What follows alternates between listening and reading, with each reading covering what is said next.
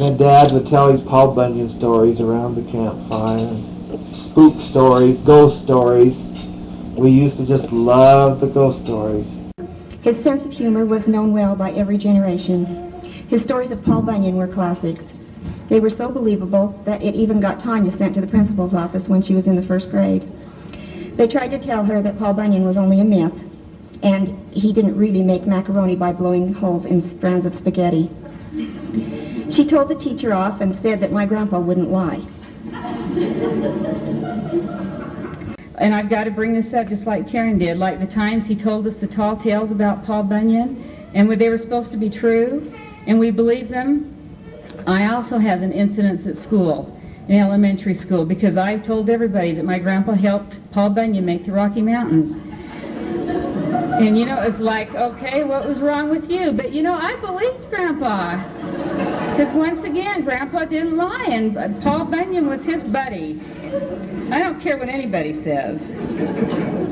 Now, Dad, one of the favorite things of all the grandkids in growing up and going camping was your tall tales of you and Paul Bunyan. We're going to have you tell us the story about Paul Bunyan and you, so that we'll have it for the rest of our lives and for generations to come, so they'll know actually how you worked with Paul Bunyan.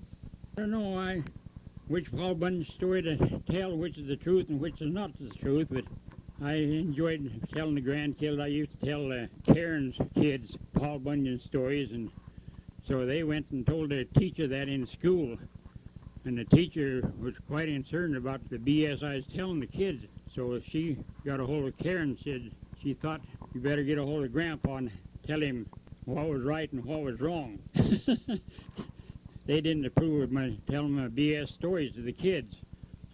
But I enjoyed telling the kids about Paul Bunyan and me working together as partners all through our life. And we'd go along and see different peaks on the mountains, and used to tell them that Paul Bunyan and I packed all those rocks up there and stacked them and planted all the trees around the country and all this old guff like that. And one time we down in the lower part of the country where the Grand Canyon is down there, and somebody asked how that canyon got formed that way, and I told him, well, he says, the Scotchman was there one day and he dropped a penny down a hole, a badger hole. And we just kept digging and digging and digging. That's what caused that Grand Canyon down there, caused by Paul Bunyan and me digging to try to find that penny in that badger hole. Now that's a believe it or not story, but we always had fun telling different stories and all like that through life. And anything that come along strange, and we packed all the water and made all these lakes and like that. And of course, I guess kids today, they know better than to believe a story like that.